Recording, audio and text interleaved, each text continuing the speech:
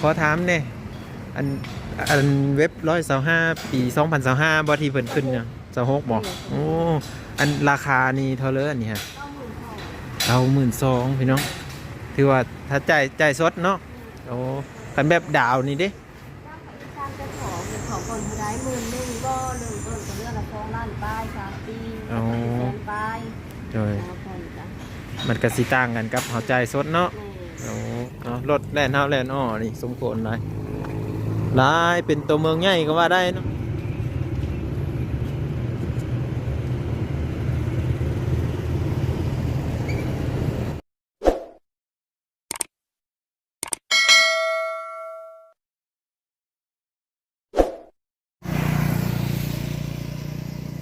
บรรยากาศยามเช้าเลยพี่น้องเลย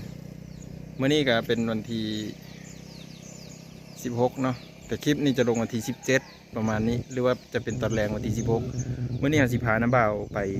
อันนี้เอกสารรถนี่นะพ่อแม่พี่น้องกลับไปแต่เช้าเนาะน้าบ่าวสวัสดีครับสวัสดี FC เบิร์ดทุกคนทุกท่านเนาะเป็นบรรยากาศยามเช้าวันนี้เดินทางเซโนเมืองสนเนาะแต่เมืองสนไปหากินเกาะนี่ก็10 ปลายลักเลยพี่น้องประมาณ16-17 ลักน้าบ่าวมาได้พร้อมลุยบ่สบายดี สวัสดีพี่น้องเนาะวันนี้ยามเช้าย ามเช้าพร้อมลุยแต่เช้าเนาะแม่นย่านนั่นฮอดพุ่นย่านมันสวายเพื่อนพี่น้องเนาะเพื่อไปเพื่อมา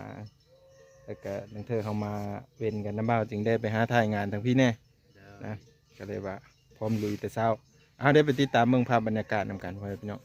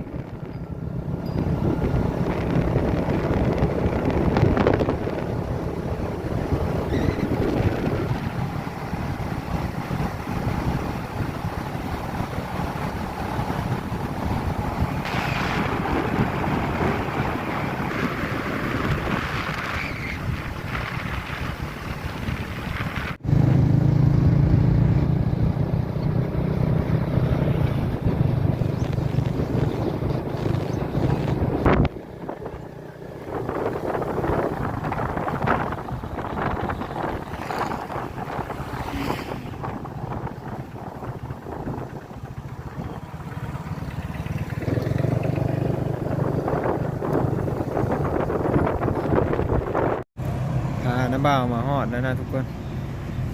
นี่มาสีนงฮอดเรียบร้อยแล้วเนาะจะมีแต่ถ้าเบิ่งน้ำบ่าวบนเท้าไปอันนี้เอกสารนี่แหละเนาะมาฮอดแล้วก็มีแต่ตอนนั้นก็สิพาไปเลาะเบิ่งเนาะเซโนดนแล้วได้ไม่ได้พามาสิทุกคนสิเฮาประมาณปีป่าเลย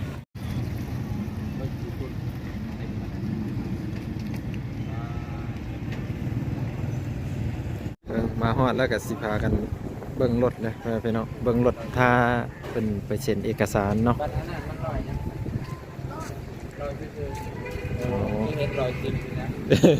ไม่คิดว่า110เกินนะเนาะอันนี้ส่งเว็บไอเลยเนาะหูตาเพื่อนนี่คือกันเลยอันนี้เพื่อนอันนี้ Honda เว็บไทย110 Sพี่ดาวพี่ว่างดาว0กีบเยอะ คือตอนดาวนี่เขาไม่ได้เซฟเงินจะกีบแม่นหลังจากนั้นจึงเสียพี่อยู่ข้างดาวแต่ตัวนี้ก็ทรงเดียวกันหมดเลยจะเป็นทรงเว็บไอเพื่อนว่า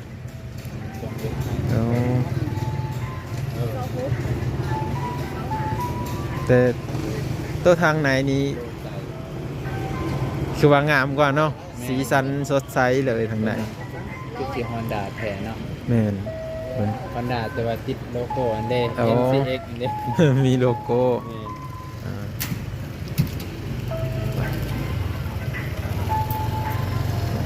มาฮอดแล้วก็หาอย่างรอเบิ่งเข้าไปข้างในนี่น่าจะเป็นตลาดได้พ่อแม่พี่น้องตลาดน่าจะอยู่ข้างตัวไหนนี่เนาะก็แล้วเอกสารเพื่อเราจะไปต่อกันอยู่ที่คลิปต่อไปเด้อพี่น้องเด้อโอ้ตัวนี้จะเป็นรถงามเลยทางไหนเนาะ ไปทางน้าบ่าวเพิ่นกำลังอันนั้นอยู่เอกสารเนาะมาก็โอ้ขี้พุ่นไม่ว้าวเลยทุกคนนะฮะพากันลุยมาเนาะเพราะว่าถ้าเฮาสิลัดไปทางลัก35นี่ความไกลมันก็สิเพิ่มขึ้นอีกนะระยะทางก็เลยว่าพากันลัดมาทางลัดดูซั่นซะทางบ้านคนเนาะระยะทางนี่ซะมันก็สิอันนั้นขึ้นมาอีกพ่อแม่พี่น้องมันก็สิซ่าขึ้นมาอีกนะไหวขึ้นมาอีกเนาะมาฮอดแล้วก็มารีวิวเบื้องนอนระหว่างของจีนกับของไทยนะพ่อแม่พี่น้องมันก็สีแตกต่างกันเนาะอันนี้ของมาเลเนาะมาเลแต่อันนี้จะเป็น Honda ที่ว่าHonda เต็มแบบเลยเนาะHonda 110 125นี่ตัวนี้น่าจะปี2025บ่นี่สวยงามเลย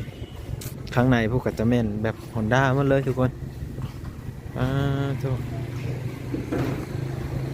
Honda วางขายอยู่ลาวพ่อแม่พี่น้องจักเริ่มต้นนี่จักเท่าไหร่ไม่ได้ถามเสี่ยวเพิ่นเพราะว่ามันเท่าไหร่เนาะนี่อันนี้นะเป็นปีใหม่ๆเพราะพอสิฮู้อยู่บ่อันโต Honda ปี25นี่อยู่ลาวเฮานี่เท่าไหร่เนาะเสี่ยวเพิ่นก็กำลังอันนั้นรถอยู่พู้นนะเพิ่น กำลังแนะนำลูกค้า อันนี้จะเป็นยามาฮ่าฟินสีแดงเอกสารนี่ครบเมื่อแล้วมันบอกเป็นนะ ครบแล้ว อ๋อบัตรป้ายนี่ได้สัก เต็มรถ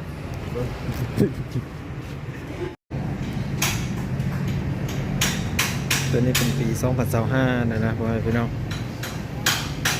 ประมาณนี้แล้วเนาะแล้วเขาก็แล้วงานเลยเด้ก็ถือว่าสมบูรณ์แล้วเนาะไปเบิ่งรถงามๆไปนำแน่พี่น้องเนาะเธอมีวาสนาจบซ้ำนี้กับพูดหานเพิ่นหานเยอะเลยเด้เนาะเอาไหนรู้ว่าเขาสิไปถามเซลถามนำเพิ่นก่อนขอถามเนี่ยอันเว็บ125ปี2025บ่ที่เพิ่นขึ้นเนี่ย26บ่โอ้อันราคานี่เท่าเลยอันนี้ฮะ92,000พี่น้องถือว่าถ้าจ่ายสดเนาะโอ้คันแบบดาวนี่เด้ ทางเจ้าของเก็บของก่อนผู้ร้าย11,000ก็เริ่มต้นก็เรื่องละ2ล้านป้าย3ปีแสนป้าย โดยมันก็สิต่างกันกับเฮาจ่ายสดเนาะโอ้90,000เท่าไหร่ก็92,000พี่น้อง คันก่อนเป็นตามพวังดาวดาวต้นก็ได้11,000ก็กำลังจะเอาระบบ3ปี โดย เพื่อ2ล้านป้าย โอ้ ล้านป้ายรวมต้นฉลองประมาณแสนป้าย โดยได้ฮู้จักราคานำกันแล้วเด้อพี่น้องเด้อย่าหันอยู่เซโนเนาะโดยดึกมอเตอร์เซโนเสียวเพิ่นก็งามพี่น้อง ว่านงฮู้เลยนะวันนี้ได้92,000 เก้าหมื่น 2 พันไหน นี่กัน26 2026 20,000เท่าไหร่ 96,000ก็92,000 800,000 เพื่อนถ้าวางดาวแม่นถ้าดาวกับสิตกประมาณแสนปลายเนี่ยกระสมกระสมกับราคาแล้วเนาะรถกับรถงามนี่พี่น้องเอ้ยอันนี้เป็นรถฮอนด้าเลยเอาขักหลายไปเอากันจบกันภารกิจมื้อนี้เดินทางมาฮอดเซโนพี่น้องฮอดเด้อกันหรือว่าสำเร็จเลยเด้อภารกิจเฮาพาน้าบ่าวมาเมื่อนี้ก็อย่างอีภารกิจหนึ่งสิพาพ่อแม่พี่น้อง FC เฮาไปเบิ่งอยู่ทางข้างๆในเนาะว่าเพิ่นขายไปเลยแน่นะแต่ว่าการพัฒนาของเพิ่นนี่อยู่ทางนี้นี่เพิ่นจะเฮ็ดวงเวียนและรถแล่นเฮาแล่นอ้อได้สะดวกสบายเนาะแล้วก็มีบ่อนซื้อเครื่องขายเครื่องนี่อยู่ทางนี้ก็จะเป็นบ่อนซื้อของเนาะเต็มไปหมดใหญ่ไปหมดแล้วก็ข้างในน่ะก็มีหน่วยบริการเพิ่นนี่แหละเนาะมูลละธุรกิจเนาะอยู่ทางไหนแถวนี้ก็จะเป็นบ่อนขายเครื่องนี่แถวนี้เนาะเห็นป่ะจะอยู่บริเวณนี้พี่น้องก็มาตั้งแต่ประมาณปี2019 2020ประมาณนี้เนาะมานะพี่น้องแต่ว่าก็ได้มาอีกเนาะ รถกระไรสมโขนเด้อพี่น้องเด้อรถแล่นเฮาแล่นอ้อนี่สมโขนหลายเป็นตัวเมืองใหญ่ก็ว่าได้เนาะมากับน้ำเบาก็เอ้าว่าสิโค้งมานี่ทำอิดว่าสิโค้งมานี่แบบยันแบบตำรวจเป็นลัดนะนี่อย่าว่าจะโค้งแบบรถจักรเข้ามาเลยก็เลยว่าบ้างก็เลยแล่นไปทางพุ่นแล้วก็ไปเฮาอยู่ไหนพุ่นวงเวียนว่าสิซื้อปิ้งไก่เฮ้ยแม่ก็เงินมีหลายเพื่อนพี่น้องเนาะเงินถือที่โตมาแต่แสนเดียวนึงก็เลยไม่ได้ซื้อแล้วปิ้งไก่เซโนกันเงินแสนป่ายไม่จักเลยตัวหนึ่งกันก็เลยว่าไม่ได้ซื้อเนาะไม่ได้ซื้อ เนาะโอ้พ่อพี่น้องเห็นอยู่บ่เห็นรถหลังเห็นนั่นตลาดตะลีอยู่บ่เซโนเด้อพี่น้องเด้อ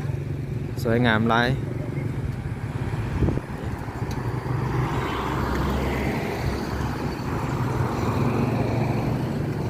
เอาก็สิได้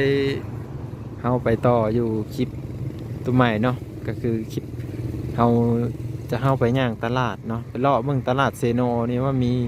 เครื่องค้าของขายยังแน่